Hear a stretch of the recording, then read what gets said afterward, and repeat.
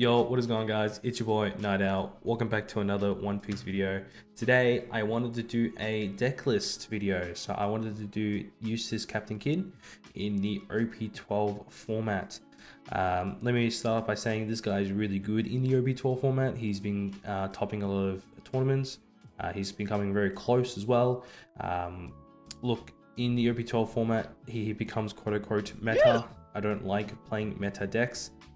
Because I'm considered a meta slave in my locals, but I've been playing this guy since OP10 and I've pretty much fell in love with him because I love his leader effect and pretty much trashing my opponent's life. So I read his effect. He's got an end of turn effect.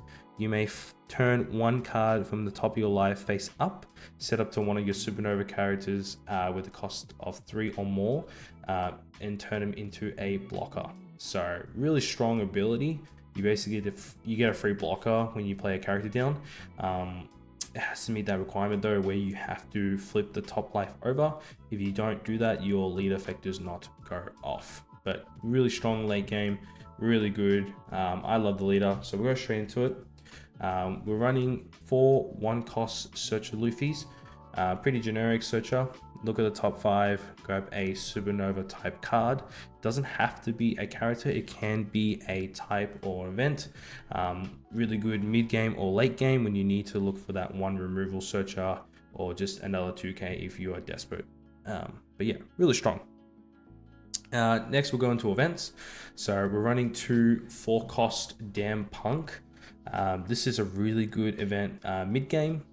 Basically, you may look at the top of your life or your opponent's life, and then you can either keep the top life there or move it to the bottom. And then once you do that, you can KO a 5-cost for free. This is really good. It gets rid of those annoying pesky bodies that you need to get rid of early mid game. I'm only running 2 though because I don't find it that I need it all the time. I only need it for those last turn hands where they've got 2 blockers and I need to get rid of one by either swinging, and then the other one is just there because it is. So this is really good. This does work when you're both at 0 life. Because there's no bold text, there's no requirement, so you can play this for 4 Don and get rid of a body for free. What I mean by that is that if you're both at 0, this still goes off. Really strong. Next, we're running the 1-cost Fire Fist Pistol. This is really good early game, I like to say, and good late game. This card is not really good mid game. The only reason it's not good mid game is because you and your opponent may not be at the requirements that this needs to be. So 1 cost, it's gonna main and a counter, but we'll read the main first. So main, for 1 Don, you may rest 3 of your Don, so pretty much 4 Don. If you and your opponent have a total of 5 or more life cards, K up to one of your opponent's characters with a base cost of 5 or less. So this is really good into the green purple Luffy matchup, because it does get rid of the Sanji pudding when they do the Go Merry effect. Because it has an original cost of 5. So it does get through that Go Merry stage effect. So this is what I mean by it's good early game, because you can get rid of those Sanji puddings when you really desperately need to. It's not really good mid game because you both your life total isn't going to be that requirement where it needs to be 5 or more. When I say this is good for late game, because it's got a good counter effect. For 1 Don, your leader gains 3000 power, so it's a 3k in hand.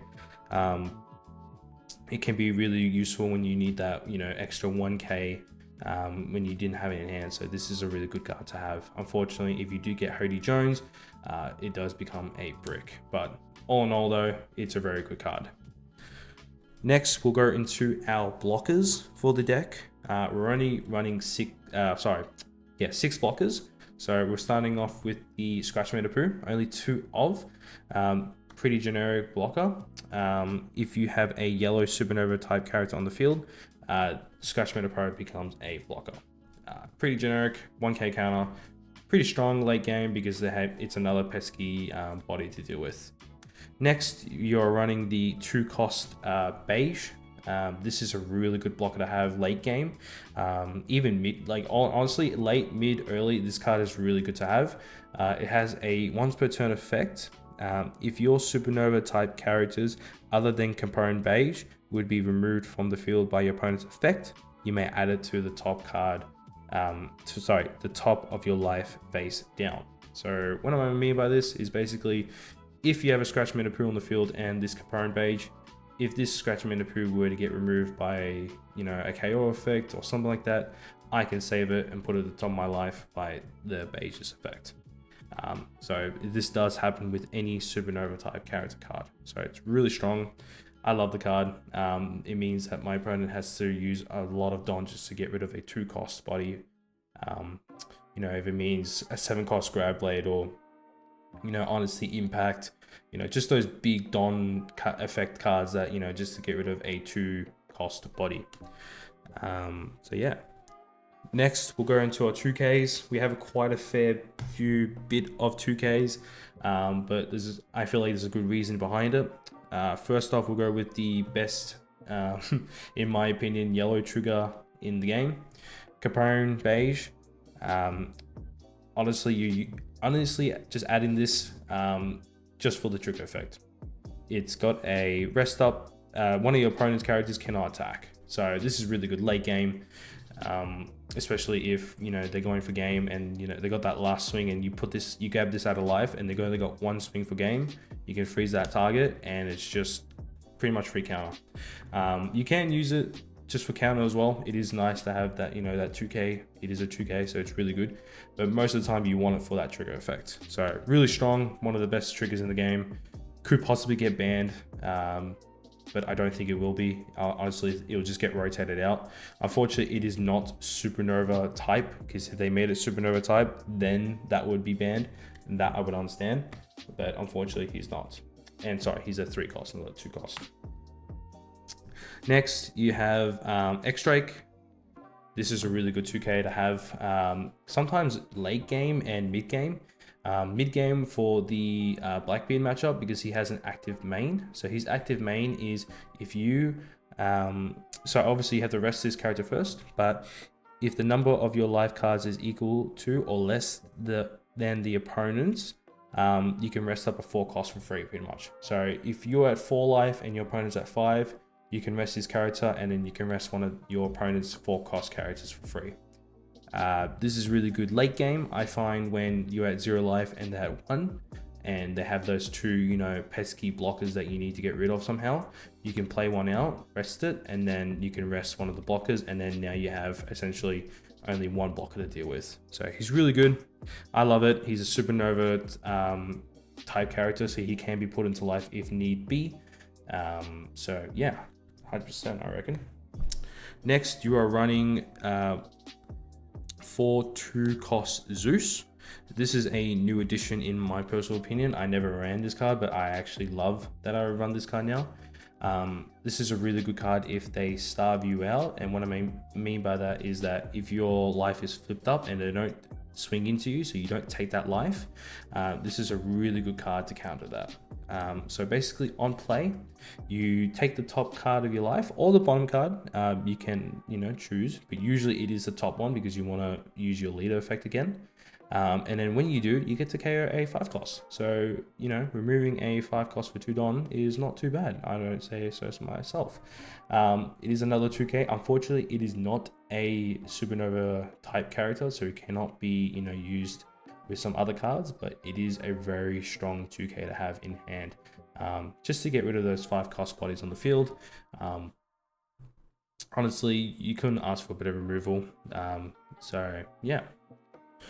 Next, we have a new addition to the deck. This is from the promo. This will get released out in PRB 2, but it is a promo at the moment that you can use. It is the 4-cost 2K Law. Basically, he is like the beige. You want to use this guy mainly for his trigger effect.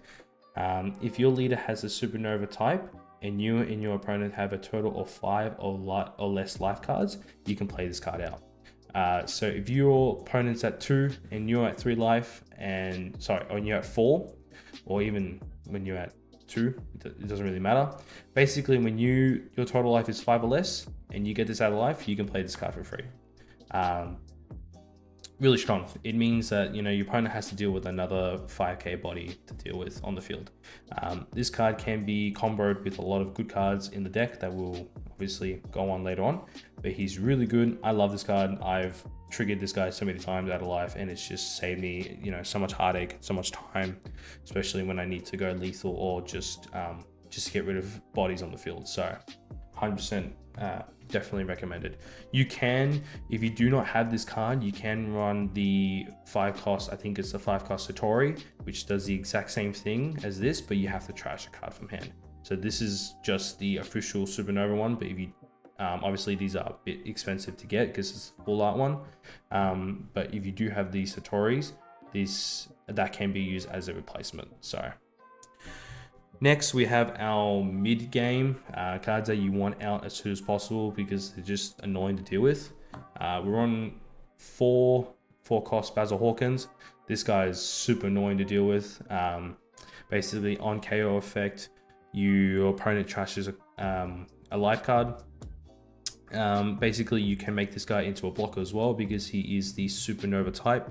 So you can use your lead effect with it. It just means your opponent has to respect this guy when he's on the field, either by, you know, KOing it and losing that life, or somehow, you know, using a lot of Don just to get rid of it by trashing or bottom decking. So it's very strong. He's got a really strong trigger effect as well. Draw 2, trash 1. Honestly, drawing 2 and trashing 1 to cycling cards out of your hand is really strong. I did forget to mention that the Damn Punk as well, does have the exact same thing where it's draw 2, trash 1. So you are running 6 draw 2, trash 1 triggers, which is really strong just to cycle cards out of hand, just to get rid of bricks out of hand and, you know, keep the counter in hand if you ever need be. But this guy's really strong, in my personal opinion, because it's just an annoying body to deal with. So I don't like versing in the mirror, so I can understand why a lot of people don't like this card, but this is a very good card to have. Next, you're running the Kikonojos. You're running 3 of these. I had these at 4, but honestly feel 3 is good enough because you want to be running more of the Basil Hawkins, but the Kikonojo is another body to deal with. Same thing, you want to be able to get this Kikonojo out of life by the trigger effect. If your opponent has 3 or less life cards, you can play this card for free. And then on KO, you gain a life. So it's pretty much the opposite of the Basil Hawkins. So pretty much you want to have these 2 on the field, and then you want to be able to swing and make this into a blocker. And then your opponent has to pretty much go, well, do I want to give my opponent life or do I want to lose a life? So that's what you pretty much want to do. These 2 cards really combo off really well with each other. If you can get both out, they're just a nuisance to deal with. It means that they got to deal with, you know, 2 swings, a 5 and a 6k swing, and, you know, one of them is going to be able to trash a life, or one's going to give yourself a life. So pretty much in the end of the game, which ones are more important to deal with from your opponent. So yeah, you can run 4, but it can become a brick when, you know, late game because it's got no counter. The Basil Hawkins does have counter, which is nice. So that's probably why I'm only running 3. It's probably a little bit better. It's just another body to deal with. So now we have our mid to late game. We're going to be running the new OP12 Kumas. This card is absolutely insane to have. It's such a great yellow card to have. It's a good yellow staple. So on play, you may trash 1 card from hand, add up to 1 card from the top of your deck to your life. And when you do, this guy becomes an 8 cost character. So he is going to be a bit hard to remove on the first turn he's played. And he's got a 1k counter, so this guy's got a lot of benefits. So he's a 1k counter to start off with. On the turn he's played, he becomes an 8 cost, meaning that, you know, your Lucci's or any, you know, removals can't remove him for free. Grab Blade doesn't work against him for a turn because he's an 8 cost. He is a 7k power character as well. And not only that, he has a good KO effect as well. So on KO, on your turn, it has to be on your turn, add up to 1 card from the top of your deck to the top of your life. So he basically has the Kikonojo effect, but you gain a life first, which is really good. So it's just a better Kikonojo. This is why I'm only running 3, because this is pretty much your Kikonojo but better. Basically, you know, your field, you really want just to have, like, you know, Akuma, you know, and then Kikanojo, and then a Basil Hawkins. Because then you got, you know, you got two big swings. You got a 7 and a 6, and then you got a 5. But then, you know, your opponent has to respect the blocker that you turn into, which will usually be the Basil Hawkins. And then your opponent will goes, well, I have to give 2 life. I get rid of 2 characters, but I'm gaining, yourself is going to gain 2 life. Or if I get rid of this, I'm going to lose life. So basically in this deck, you really want your opponent to struggle against what he wants to get rid of, because if he gets rid of these 2, you're going to gain life. If he gets rid of this, he's going to lose. So pretty much you're punishing them no matter what they do. Really strong. I love Kuma. Kuma is such a great card to have. Honestly, get them as soon as you can. He's such a good yellow staple to have. He's good in an L. He's good into any yellow deck. He's actually quite good in Koala as well. But honestly, he's just really good with Kid at the moment. So unfortunately, he is not searchable with Luffy. So if you do see him in hand, try to keep him. He is great for that 1k counter as well. I keep forgetting that he's 1k because it's so hard to see, but he is a 1k counter. So yeah. Next, this one's a bit of an odd one, but we are running 7-drop Law. It is very off curve. This deck really relies on going second. It does not like going first. It struggles a lot because you're not playing a lot of odd cards. This is probably your only big odd monster. So on the turn it's played, you can reveal 1 supernova type character from hand, add it to the top of your life, and then your leader gains 1 rested Don. So you're pretty much really playing this guy for 6 because your rested Don goes to your leader. This is a really good card to have though, because if in case you can't find, you know, your life gains, this is another card that you can gain life with and reset your leader effect, where you can make into a blocker. He's a 9k body as well, so he's really strong, and in the sense of that, you know, he's a 9k blocker. He's just annoying to deal with. Once you have, you know, this guy and Kuma and all that on the field, it becomes a bit of a, you know, a hard time for your opponent because there's such big swings that go into it. But again, you're only running 3. You don't need 4. 4 is bricky because you really want to go second. The only time you play this card is when you're going first. Obviously, the next card, I will explain why you want to play that one before this card. But yeah, honestly, I love Law though. Law is a great card. I love the mangas. These are beautiful cards. Look, you can probably run 2, in my personal opinion, and swap it for another card, but I just own 3, so I found a way to run 3. So next, you're running your big guy. This is your ace. This is what you want to be playing as soon as possible when you hit 8 Don. Eustass Captain Kid, the man himself. This is a great card to have. And this is why I say you want to probably play this guy first, then the Laws on your 8 Don, because this guy trashes life. So you play this guy out, you rest him as soon as you play him out, and then you trash the top of your opponent's life cards. So unfortunately, this guy can be a brick when your opponent's at 0 life.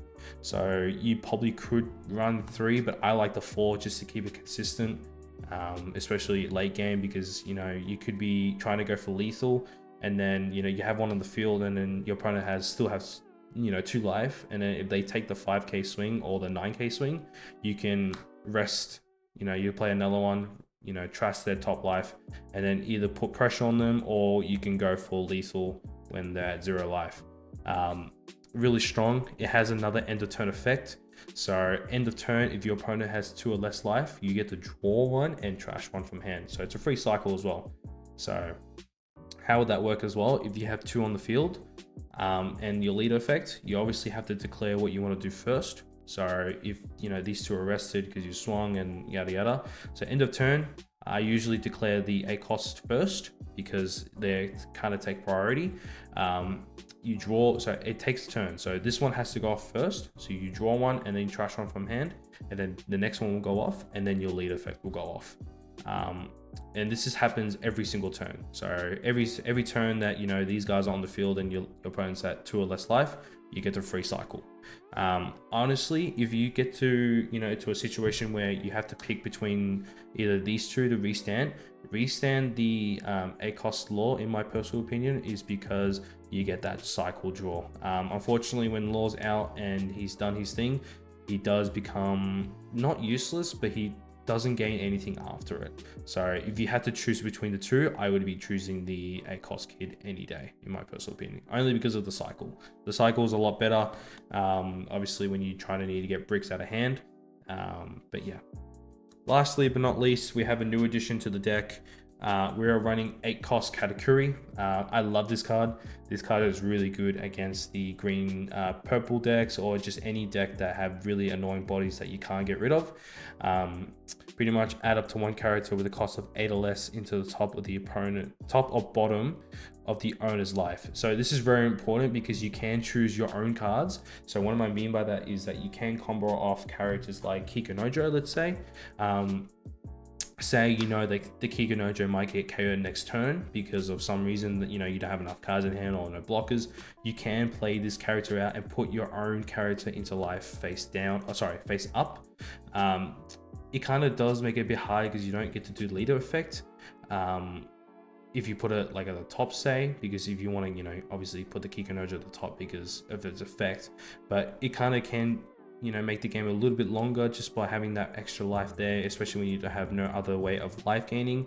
But you mainly want to use the Katakuri just to get rid of a character of the field of your opponent's characters. But in a situation where you are desperate and, you know, you want to save your bodies, you can use this character to put itself, you can even put itself, but mainly to put other characters into the top or bottom life. So that is my Kid deck list. I love playing this guy. He's so much fun to play. I want to hear you guys' thoughts and opinions about him. Let me know what you guys think. With this meta though, I am playing Kuzan, I personally think, but I am still going to play, this is my main deck, but Kuzan is going to be a fun side deck just when I'm at locals or just, you know, when I play for fun. But yeah, Kid is my boy. You know, he's been my favorite. He won me my first locals when the OP10 meta came out. So I enjoy him a lot. And now that we have, you know, more support, especially with the Law and the Kumas, I honestly think he's just, you know, in a really good spot at the moment. So if you guys did enjoy, please let me know in the comments below. Let me know by smashing that like button and subbing to the channel. It would mean a lot. And I will see you guys in the next video. Peace.